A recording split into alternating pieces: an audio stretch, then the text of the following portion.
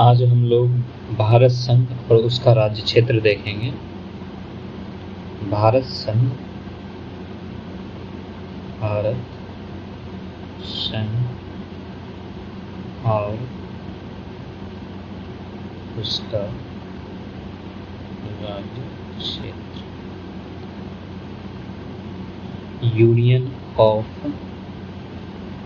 India and it's territories. यह हमारा chapter 1 होगा।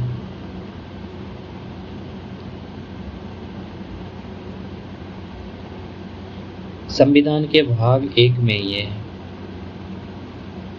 संविधान का भाग 1 जो है वो भारत संघ और उसके राज्य क्षेत्र से संबंधित है। इसके अंतर्गत जो अनुच्छेद आते हैं वो हमारे 1 से 4 तक अनुच्छेद आते हैं। 1 से 4 तक अनुच्छेद हैं। और जो अनुच्छेद 1 है, अनुच्छेद 1, उसके अंतर्गत जो है 3 अनुच्छेद हैं। इसके 3 खंड हैं और हम लोग ये तीनों खंड देखेंगे।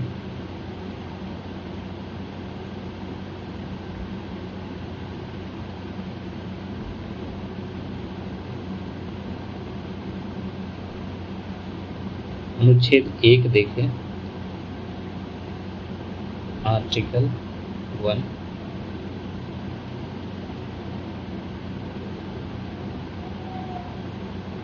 संविधान का अनुच्छेद 1 में कहा गया है कि India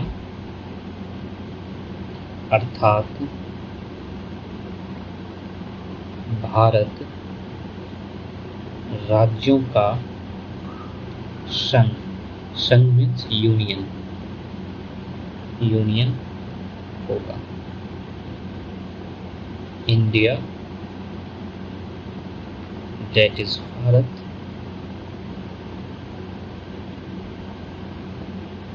shall be a union of states।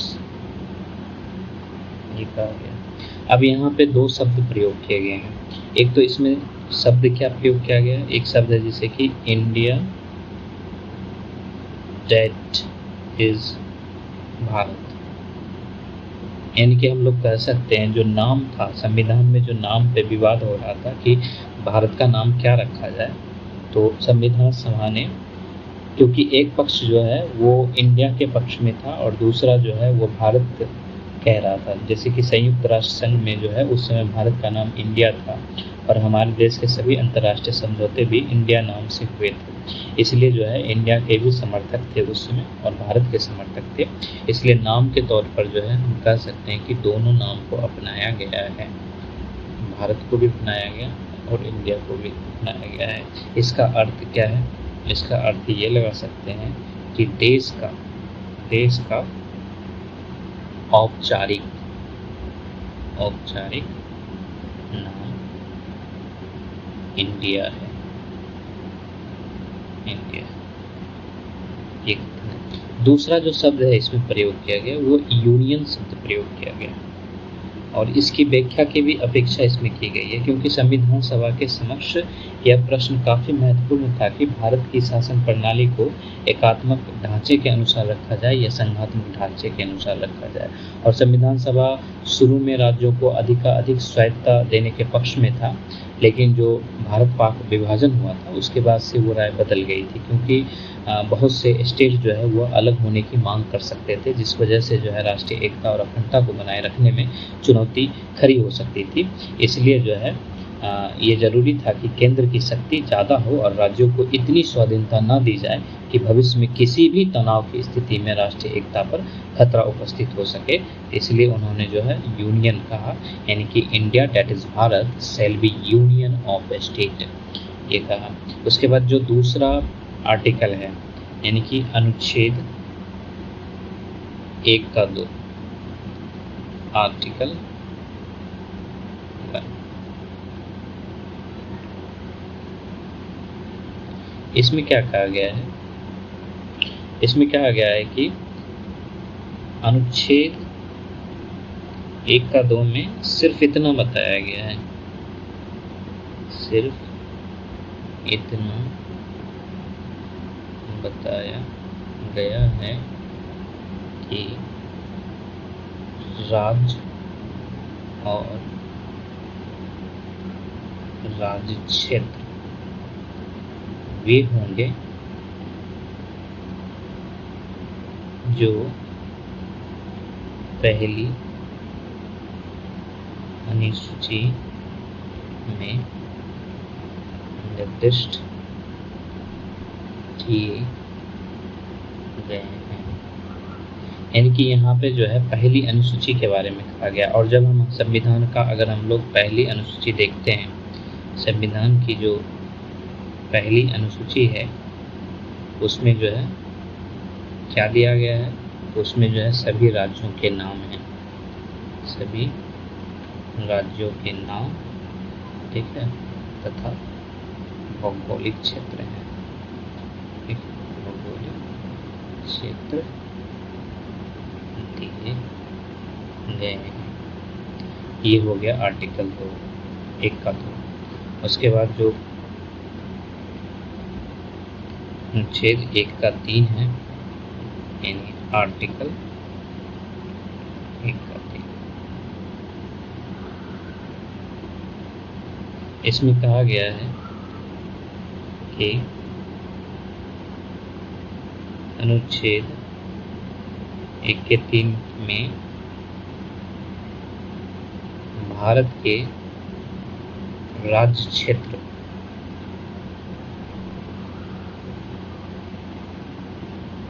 को जो है 3 वर्ग में बांटा गया है, 3 वर्ग में बांटा गया है। और वो वर्ग कौन कौन सा है, तो एक जो है इसमें क है, उसमें है राज्यों का क्षेत्र, राज्यों का क्षेत्र यानी कि the territories of the states. देखिए जो ख है उसमें संघ राज्य क्षेत्र है, यानी द यूनियन टेरिटरीज। और जो ग पार्ट है उसमें ऐसे अन्य राज्य क्षेत्र जो अर्जित किए जाएं, जो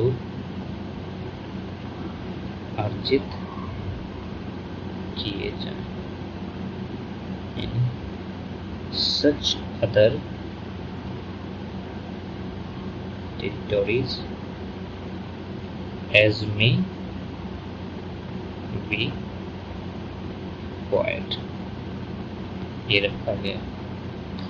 और जो संविधान की प्रथम अनुसूची में जो है सभी राज्य और संघ राज्य क्षेत्र के नाम दिए गए हैं, लेकिन जो तीसरा वर्ग है उसमें अर्जित राज्य क्षेत्र का कोई नाम नहीं दिया गया। और वर्तमान में अगर देखें तो हमारा जो भारत है उसमें वर्तमान में जो है 28 राज्य हैं, ठीक है, और 8 संघ राज्य क्षेत्र हैं। ये दोनों तो आ जा रहा है, क ख में ये दोनों आ जा रहा है। और जैसा कि उसमें बताया गया कि भारत द्वारा अर्जित राज्य क्षेत्रों की सूची में वर्तमान में कोई शामिल नहीं है। जब भारत में अगर हम लोग देखें एक एग्जाम्पल के तौर पे, तो इसमें ये देख सकते हैं जैसे कि पुदुचेरी, जब पुदुचेरी हो गया, और कराईकल, माहे और यनम को लिख सकते हैं। ये जो है फ्रांस द्वारा जो है अर्जित किया गया था, फ्रांस से जो है इसको अर्जित किया गया था। और भारत जो है इसको 1954 से 1962 तक जो है इसको अर्जित राज्य क्षेत्र के रूप में, अर्जित राज्य क्षेत्रों के रूप में, यानी कि एक्वायर्ड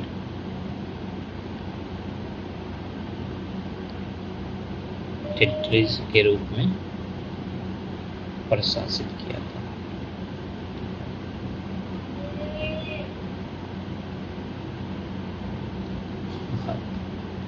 तो यही एक एग्जाम्पल है जो अर्जित राज्य के क्षेत्र पर जो है पुदुचेरी, कराईकल, यमन और माहे को किया गया था, क्योंकि फ्रांसीसी संसद ने तब तक अधिअर्पण की संधि को अनुमोदित नहीं किया था और 1962 के बाद ये क्षेत्र संघ राज्य क्षेत्र बन गए। और इसके अलावा भारत में समय समय पर कुछ और भी विदेशी क्षेत्रों को अर्जित किया गया था, जैसे कि गोवा था, दमन द्वीप था, दादरा था नगर हवेली, सिक्किम हो गया। लेकिन ये सारे राज्य क्षेत्र और संघ राज्य क्षेत्रों की सूची में अब जो है शामिल हो चुके हैं। वर्तमान में हम लोग ये लिख सकते हैं कि वर्तमान में कोई भी अर्जित राज्य क्षेत्रों में शामिल नहीं है। ये हो गया। और ये जो है हमारा 3 अनुच्छेद था 1 में। तो इसके बाद हम लोग देखें अगर कि हमारे भारत में कौन कौन से राज्य हैं, तो वो चीज़ें होगी जो प्रथम अनुसूची में दी गई है। और प्रथम अनुसूची में जिन 28 राज्य का उल्लेख है वो चीज़ें तो है, लेकिन जो संघ राज्य क्षेत्र है, जैसे कि जो संघ राज्य क्षेत्र का उल्लेख किया गया है, संघ राज्य क्षेत्र को देखिए, यूनियन टेरिटरीज, इसमें जो है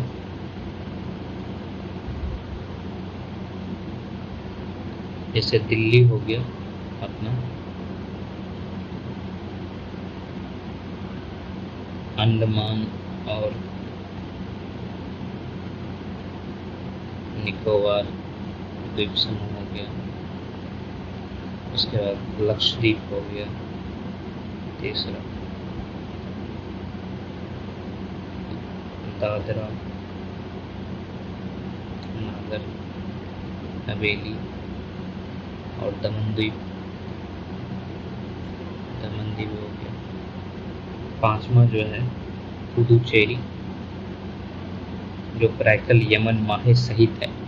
उसके बाद चंडीगढ़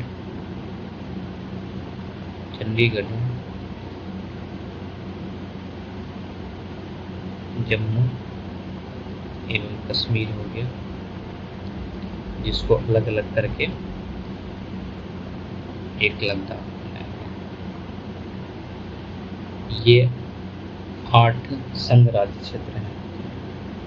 अब जैसे संघ राज्य क्षेत्र है तो संघ राज्य क्षेत्र केंद्र शासित होते हैं, लेकिन 2 मामलों में जो है उसमें अपवाद दिखाई देता है। जैसे कि हमारा अगर देखा जाए, अगर हम लोग देखें तो एक दिल्ली है, दिल्ली और पुदुचेरी है।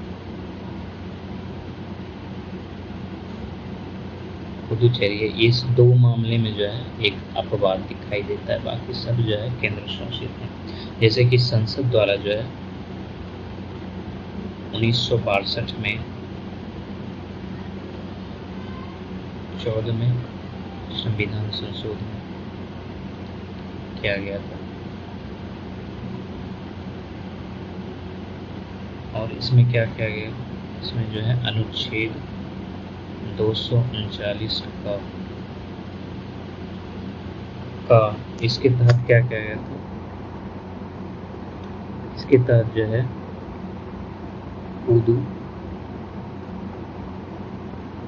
पुदुचेरी प्रशासन अधिनियम बनाया गया था। और पुदुचेरी प्रशासन अधिनियम से क्या किया गया, इसके अधिनियम से पहली चीज़ें क्या किया गया कि पुदुचेरी में विधानमंडल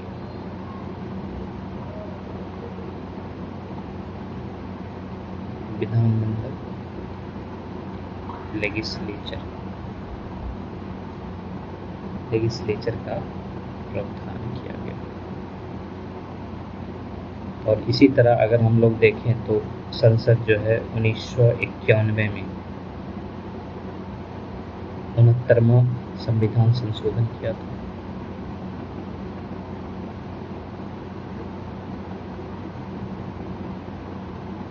और इससे जो है अनुच्छेद 239 का और 239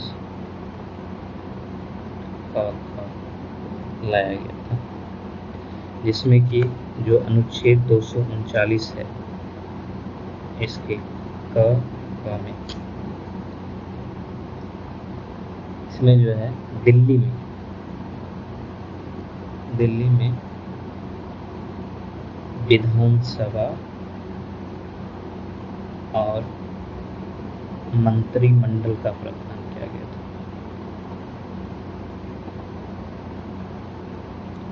और इसी तरह जो 239 का है, इसके तहत जो है दिल्ली का नाम बदल दिया गया था। दिल्ली का नाम बदला गया और दिल्ली का नाम बदल के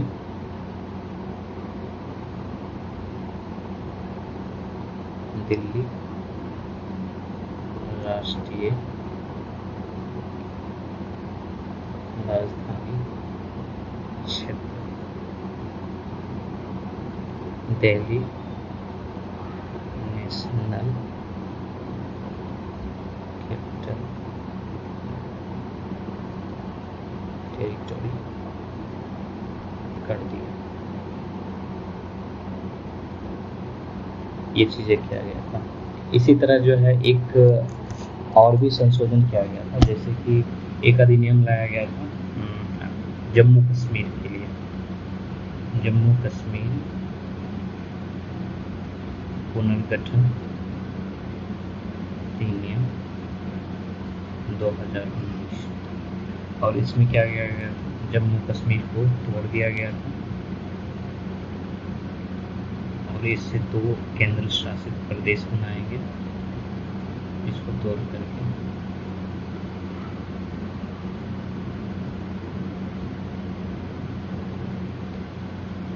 और वो कौन था, एक था जम्मू कश्मीर, दूसरा ये 2 था। ये चीज़ें किया गया था। इसके अलावा जो है एक 26 जनवरी 2020 को 26 जनवरी 2020 को दादरा और नागर हवेली और दमन एवं दीव को मिलाकर एक संघराज क्षेत्र बना दिया गया। और उसका नाम क्या रखा गया था, इसका नाम जो है रखा गया दादरा और नागर हवेली एवं दमन एवं दीव, ये इसका नाम रखा गया था। इस तरह से जो है इसकी संख्या 8 हो गई। अब जो है एक प्रश्न खड़ा होता है कि भारत का क्षेत्र और भारत संघ में क्या अंतर है। 2 शब्द हैं, भारत का क्षेत्र और भारत के संघ, इसमें अंतर क्या है। Difference between territory of India and union of India, ये 2 शब्द हैं, इसमें अंतर क्या है। तो अगर अनुच्छेद 1 के संबंध में ध्यान रखने की बात यह भी है कि भारत का जो राज्य क्षेत्र है और जो भारत संघ है वो दोनों समानार्थी नहीं है। ये पहली चीज़ें ये हो गई, ये तो समानार्थक नहीं है, समानार्थक शब्द नहीं है। क्यों नहीं है, क्योंकि भारत संघ अर्थात यूनियन ऑफ इंडिया में सिर्फ वह क्षेत्र शामिल है, जो 28 राज्यों का क्षेत्र है। जबकि जबकि भारत के राज्य क्षेत्र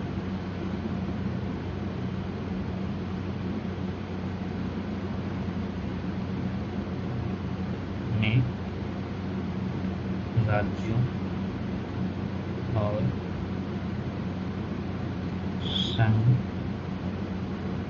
राज्य क्षेत्रों सहित वह सारा भूभाग शामिल हो जाता है जिस पर भारत की संप्रभुता रहती है, जिस पर भारत की संप्रभुता का विस्तार होता है। तो बेसिकली ये दोनों शब्द में ये अंतर है, दोनों समानार्थक नहीं है, बिल्कुल अलग अलग है। जो भारत संघ है, जिसको हम लोग यूनियन ऑफ इंडिया करते हैं, इसमें सिर्फ वही क्षेत्र शामिल होगा जो उसके राज्यों का क्षेत्र है। जैसे कि अभी 28 राज्यों का क्षेत्र है, तो उसमें 28 राज्यों का क्षेत्र ही शामिल होगा। लेकिन जब भारत के राज्य क्षेत्र की बातें आएगी तो उसमें राज्य, संघ राज्य क्षेत्र और वो सारा भूभाग शामिल हो जाएगा जहाँ पर भारत की संप्रभुता का विस्तार होता है।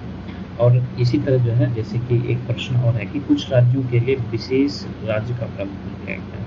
जैसे इसी में कुछ राज्यों के लिए विशेष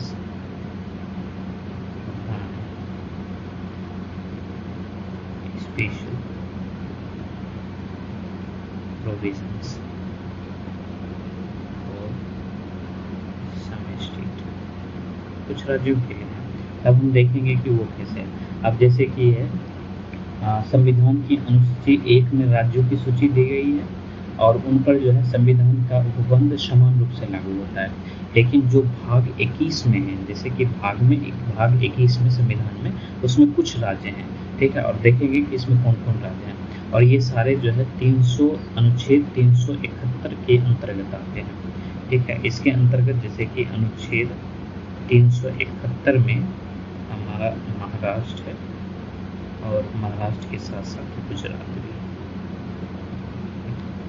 इसी तरह अनुच्छेद 371 का है, इसमें जो है नागालैंड है,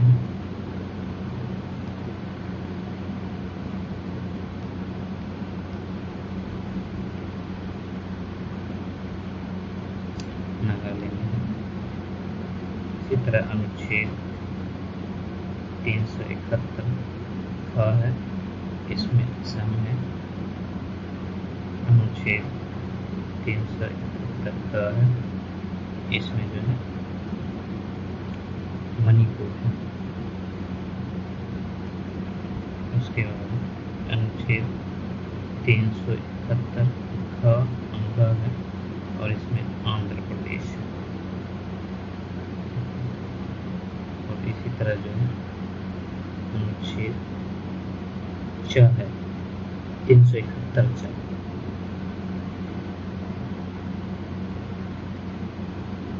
है और इसमें जो है सिक्किम है। अनुच्छेद 371 है, जिसमें मिजोरम है। इसी तरह अनुच्छेद 371 है, जिसमें अरुणाचल प्रदेश है।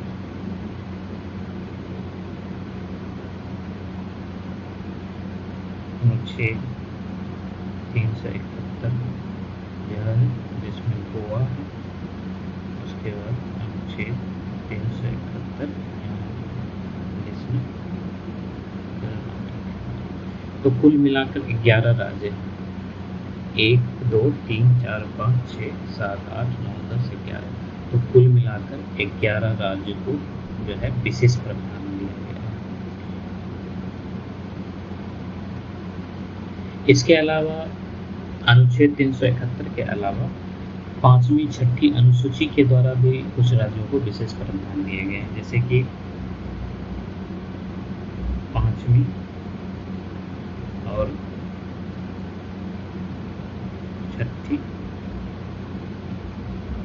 अनुसूची द्वारा भी, लेकिन इसमें जो है अनुसूचित क्षेत्र होते हैं, अनुसूचित क्षेत्र होते हैं और जनजातीय क्षेत्र कह सकते हैं, जनजातीय क्षेत्र होते हैं।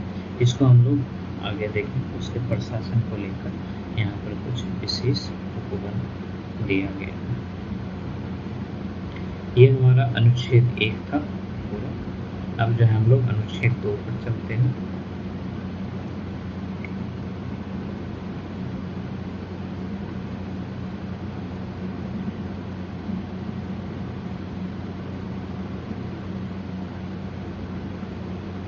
अनुच्छेद 2 में कहा गया है कि संसद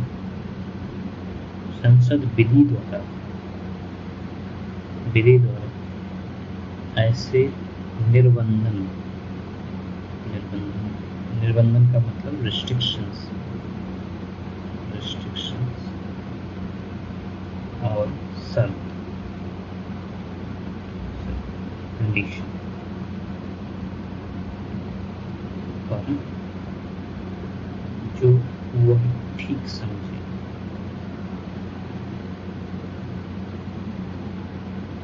संघ में नए राज्यों का प्रवेश या उनकी स्थापना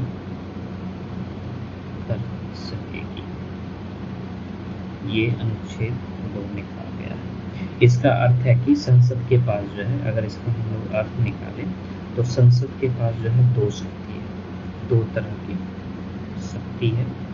एक शक्ति तो इसके पास है नए राज्यों को संघ में शामिल करने की शक्ति, नए राज्यों को संघ में शामिल करने की शक्ति, और दूसरा है, अगर ले लें तो दूसरा है नए राज्यों को स्थापित करने की शक्ति, स्थापित करने की शक्ति। ये इससे निकल कर आती है। और इसमें पहली शक्ति जो है वो नए राज्यों को संघ में शामिल करने की शक्ति का जो संबंध है, यह उन राज्यों से है जो पहले से ही स्थापित हैं।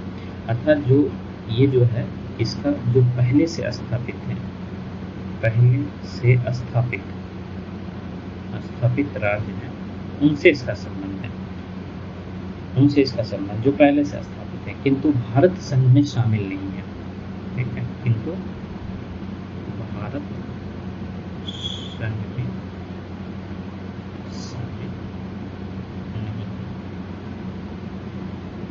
और दूसरी शक्ति जो है नए राज्यों को स्थापित करने की शक्ति का संबंध जो है उन राज्यों से है जो अभी स्थापित नहीं है। ये जो है ये अभी स्थापित नहीं है, इसका संबंध वहां से स्थापित नहीं, किंतु भविष्य में, ठीक है, किंतु भविष्य में उन्हें स्थापित किया जा सकता है, ये वहां से। और अनुच्छेद 2 में राज्यों की तुलना केंद्र का अधिक महत्व जो है वो साफ नजर आता है। नए राज्यों को भारत संघ में शामिल करने के लिए संसद को राज्यों के समर्थन की जरूरत नहीं है। यदि उसे उचित लगे तो उसे ऐसा करने की पूरी छूट है। ये अनुच्छेद 2 से पता चलता है। अब जो हमारा अनुच्छेद 3 है, ठीक है, अनुच्छेद 3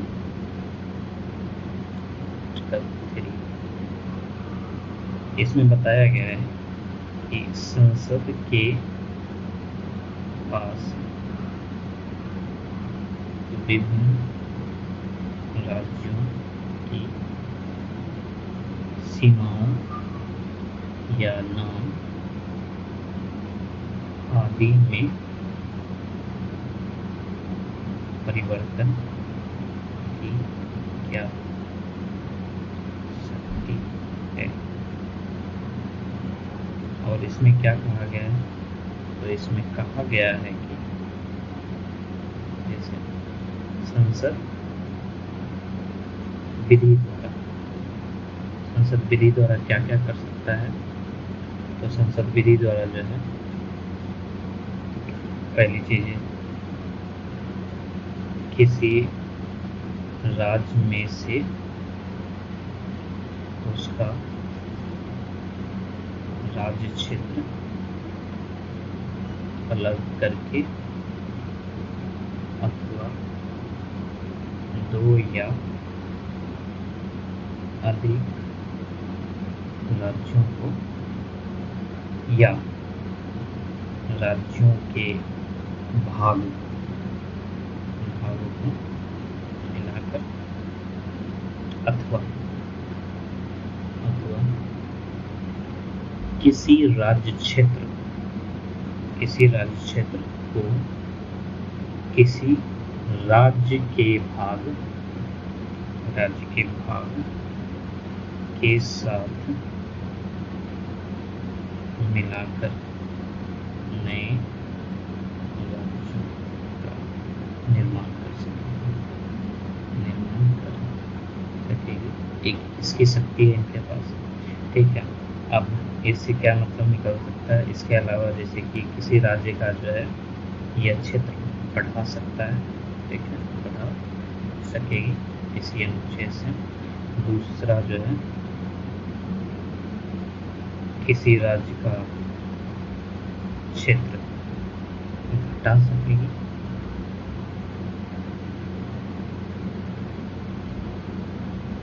किसी राज्य की सीमाओं में परिवर्तन कर सकेगी।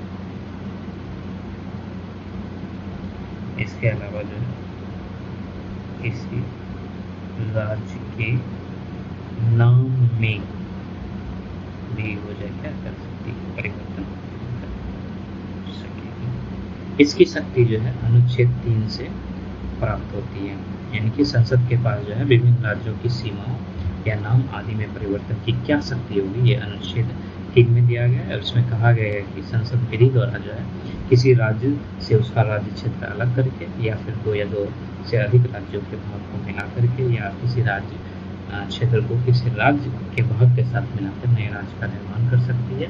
किसी राज्य का क्षेत्र बढ़ा सकती है, किसी राज्य का क्षेत्र घटा सकती है, किसी राज्य के सीमा में परिवर्तन कर सकती है और साथ ही किसी राज्य के नाम में भी परिवर्तन कर सकती है। अब जैसे कि इसके पीछे की कहानी को हम लोग देखते हैं तो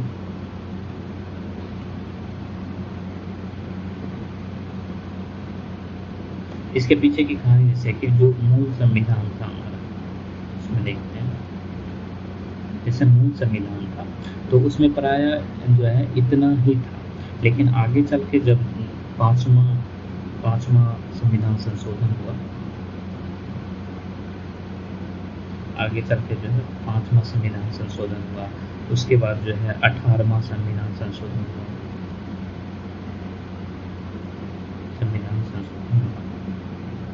तो इसके माध्यम से जो है इसमें कुछ बात जोड़ा गया, कुछ बात जोड़ी गई, ठीक है। तो सबसे पहले देखते हैं 5वें संविधान संशोधन में क्या कहा गया। तो 5वें संविधान संशोधन ये 1955 में हुआ था, ठीक है।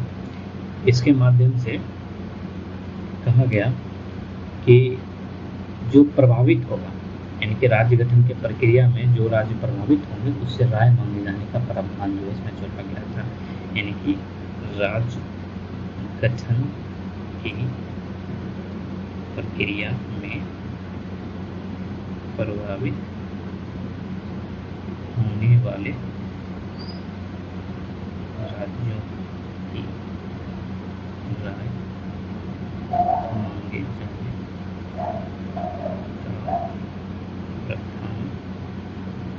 जोड़ गया, ठीक है। और इसके तहत जो है 2 व्यवस्था की गई थी, इसके तहत जो है 2 व्यवस्थाएं की गई। और वो व्यवस्था क्या क्या था? तो पहला व्यवस्था था राष्ट्रपति की सिफारिश के बिना एक राज्य के गठन, ठीक है, नाम या सीमा परिवर्तन, जो भी अनुच्छेद 3 में लिखा गया है, सीमा परिवर्तन से जुड़े विधायक विधेयक संसद में पेश नहीं किए जा सकेंगे। और दूसरी व्यवस्था क्या थी? दूसरी व्यवस्था थी राष्ट्रपति प्रभावित होने वाले राज्यों के विधानमंडलों को ऐसे विधेयक भेजकर उन्हें उन पर राय देने के लिए निश्चित समय देगा। ये चीज़ देखी गई थी। अनुच्छेद जो 3 के अंतर्गत जो 5वां संविधान संशोधन 1955 किया गया था, उसमें जो है राज्य गठन की प्रक्रिया में जो भी राज्य प्रभावित होगा उससे राय मांगे जाने का प्रावधान था। और इसी के अंतर्गत 2 व्यवस्थाएं भी की गई थी। एक, राष्ट्रपति की सिफारिश के बिना राज्य के गठन, नाम या सीमा परिवर्तन से जो विधेयक जो है संसद में पेश नहीं किए जा सकेंगे। और दूसरा था, राष्ट्रपति प्रभावित होने वाले राज्यों के विधानमंडलों को ये विधेयक भेजकर उन्हें उन पर राय देने के लिए निश्चित समय देगा। ये प्रावधान जो है किया गया था। अब हम लोग देखते हैं 18वां संविधान संशोधन के अंतर्गत क्या किया गया था। जो हमारा 18वां संशोधन है, जो ये 1966 में हुआ था, इसके अंतर्गत क्या किया गया था? इसके अंतर्गत जो है उसमें पंजाब इस विभाजित किया गया था। तो पंजाब विभाजित करके हरियाणा, ठीक है, हरियाणा राज्य और चंडीगढ़, ये क्या था? संघराज्य क्षेत्र, ठीक है। इसका निर्माण किया जाना, निर्माण किया जाना था, ठीक है। तो इससे जो है अनुच्छेद 3 में, ठीक है, 2 स्पष्टीकरण जो और वो स्पष्टीकरण क्या था, ठीक है। तो वो स्पष्टीकरण क्या था कि उसका सार देखते हैं। इसमें उसका सार था कि संसद राज्य गठन की अपनी इस शक्ति के तहत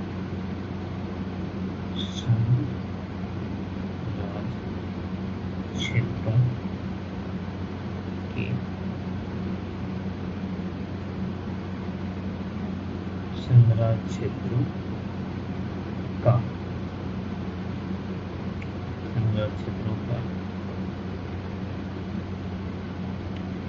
निर्माण भी कर सकती है, निर्माण भी कर सकेगी, ठीक है। किंतु यदि किसी संघराज्य क्षेत्र की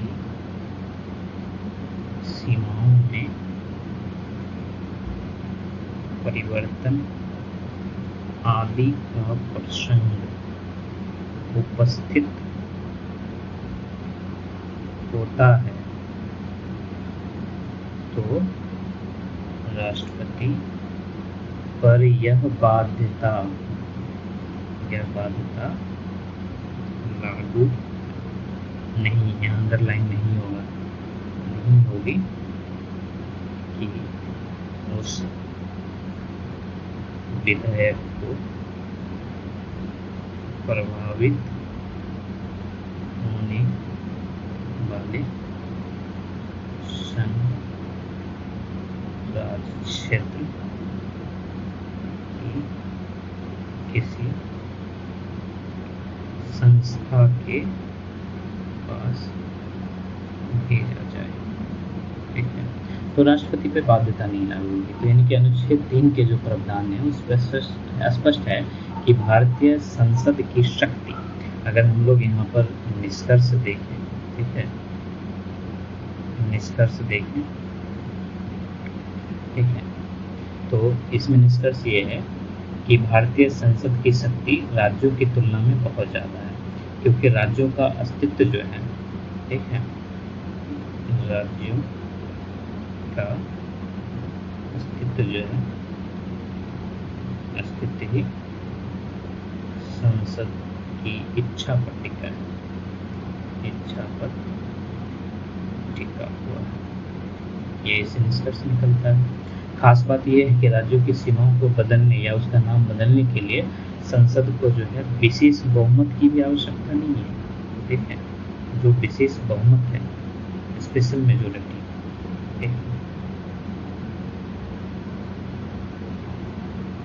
स्पेशल मेजोरिटी, इसकी जरूरत नहीं है, नहीं है जरूरत। ठीक है, यानी कि वो साधारण बहुमत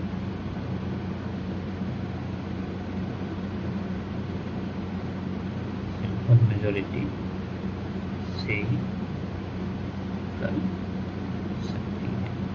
यानी अनुच्छेद 3 जो है राज्यों का अस्तित्व संसद की इच्छा पर टिका है। अब यहाँ पर एक प्रश्न उठता है, यानी कि ये हो गया हमारा अनुच्छेद 3 और उसमें 18वां संविधान संशोधन ये कहता है, यहाँ से वार्ता स्पष्ट हो गई। अब हमारा एक प्रश्न ये उठता है, वो प्रश्न क्या है कि क्या संसद के पास भारतीय राज्य क्षेत्र का कोई हिस्सा किसी अन्य देश को अर्पित करने का अधिकार है? ये हमारा प्रश्न उठता है, यानी कि डज द पार्लियामेंट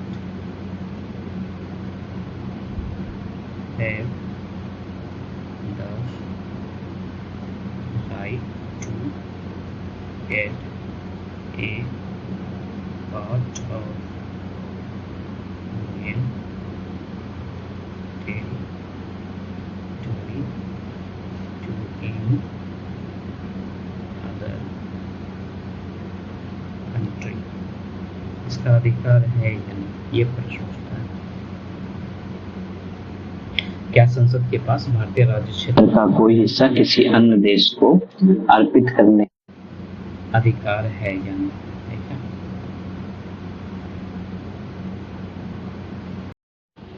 आज हम लोग